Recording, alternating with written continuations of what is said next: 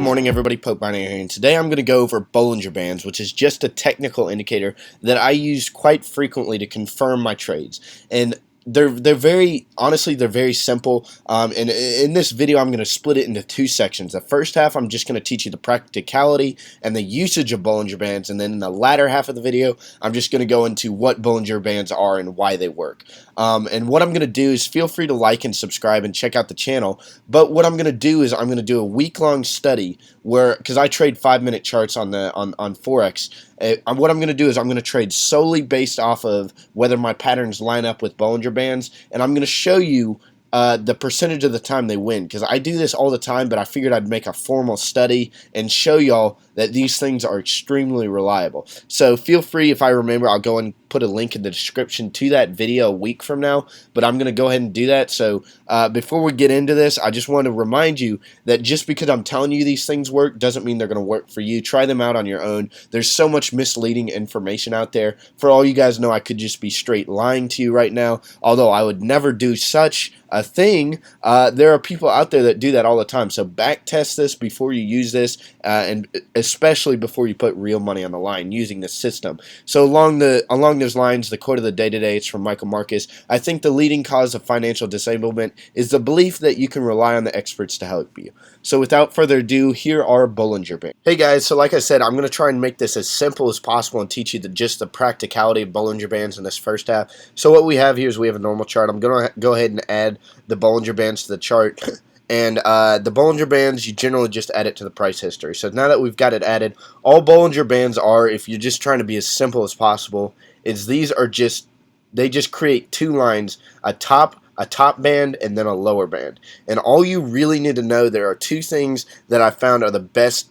People try and make arguments for all sorts of applications of Bollinger Bands. There are two types of situations in which Bollinger Bands work really well. Okay, so the first is, if you see the market break outside the Bollinger Band, just expect at some point the market is going to bounce back inside the zone that the Bollinger Bands create. Right, this gray area between the two zones, between the two bands, that's I'll get into the specifics of this in the second half of the video, but basically that's just where the market is comfortable, if that makes sense. So whenever it breaks outside the Bollinger Band, you can expect at some point the market will bounce back inside the zone, and it happens all the time. Like for example, right here, we see even right here, there'd been a bullish rally. It broke outside the Bollinger Bands on 3 separate instances, and then there was consolidation to kick it back into the zone. Right here, there'd been a large bearish move. It broke outside the Bollinger Bands on this last candle, and then there was a bullish rally to kick it back inside the zone. And it happens all the time. Just whenever you see the market break outside these Bollinger Bands, expect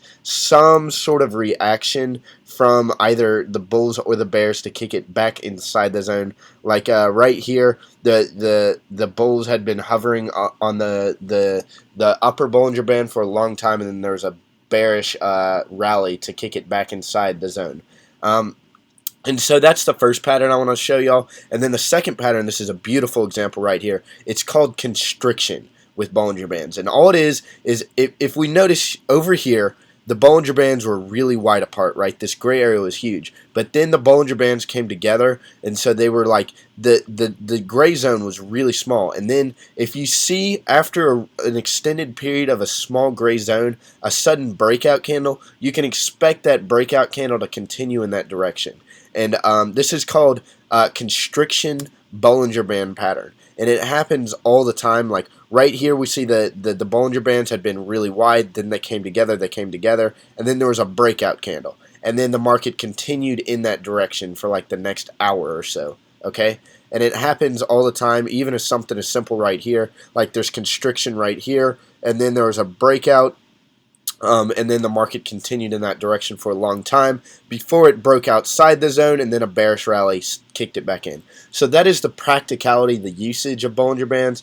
And one thing I want to highlight to y'all, that when I use Bollinger Bands, when I'm just looking at a chart, I don't have these up all the time, but whenever I see one of my candlestick patterns in which I think the market is going to change directions, I'll put these Bollinger Bands on and see if, okay, like for example, let me go and just remove these. So if I'm looking for a certain one of my candlestick patterns, I'm just spitballing here. I'm just looking for a pattern that I would rely on.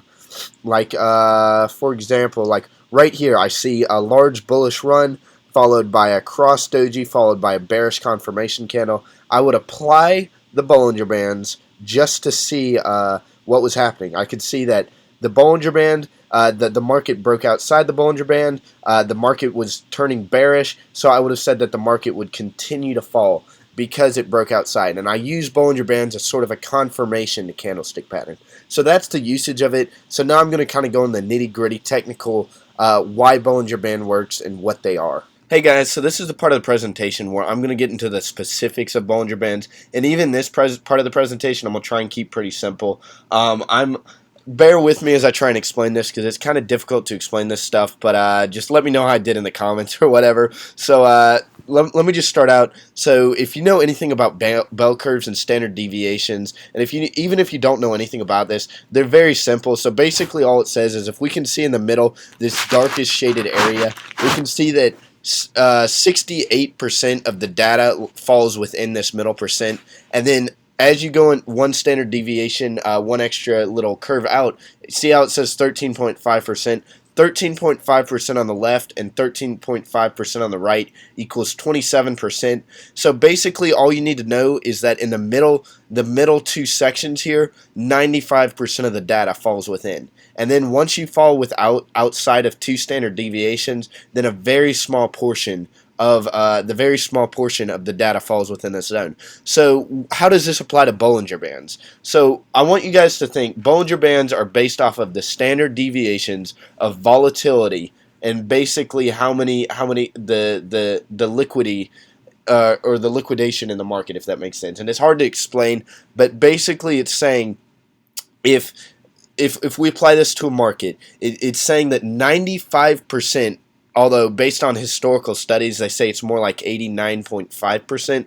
So we'll go with 89. 89.5% of the data of the people that are buying and selling these contracts falls within a certain range, which is created by the upper Bollinger Band and the lower Bollinger Band. So what we're going to do here is I'm going to jump back into the free stock charts. So what we're saying here is that if the markets, basically it's saying in this gray zone, 95% of the data falls within, or if we're going with the historical data, 89% of the market liquidity and so on and so forth falls within this gray zone. And bear with me, it's hard to explain, but essentially if it breaks out of this gray zone, it means it's in that 10% of the time that the market, it's in a 10% zone that the market should not be in, if that makes sense. And I know it's hard to wrap your head around, but basically just know that if it breaks outside these Bollinger Bands,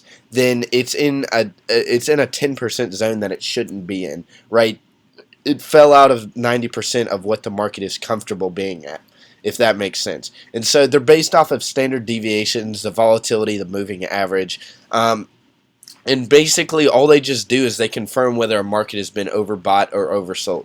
So I said I'd get into the specifics of this. Just like I said, this isn't very specific. Just know that if it breaks outside the Bollinger Bands, it's 90% of the market essentially is not comfortable in the direction that the market is moving if it breaks outside of those Bollinger Bands. And obviously the wider the Bollinger Bands, right, the larger the zone, right, we can see right here the Bollinger Bands are huge. That means the market is extremely volatile, meaning that there's a huge margin of error or whatever. Like the market could shoot all the way up here and still be fine. This horizontal line I'm highlighting, if it had shot all the way up to this horizontal line, at this point it would have been fine because the volatility was so high that it didn't matter. However, when it gets in this constriction, it means there's not a lot of, the reason the constriction pattern works that I told y'all about, it just means that the volatility is really weak. So if you see a huge breakout, or the first time in a long time there had been an extremely volatile movement, meaning that the market was most likely to continue. And this is a great example of what I mean. You can't solely rely on Bollinger Bands, and this goes into the next slide I was going to show y'all, but right here the Bollinger Bands broke out of the zone and immediately got rejected. You can't rely solely on Bollinger Bands because this would have been an example of a failed breakout sign. You have to rely on a number of other factors Like for me, I would not have taken this bet because it's just going against the current market trend.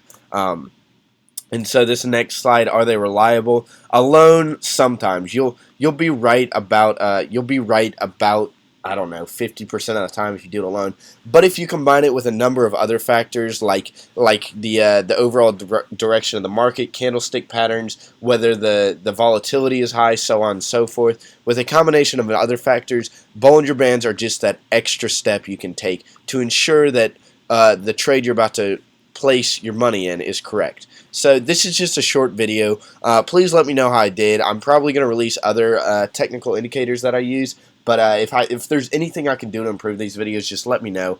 Please like and subscribe and check out the other channel. My channel is solely devoted to binary options, so if you're interested in binary options, which is a specific type of options trading, feel free to subscribe and check out the channel, and I'll show you how I can grow $1,000 to $4,000 in a month. Right? So just subscribe for more, and I'll catch you on the next one.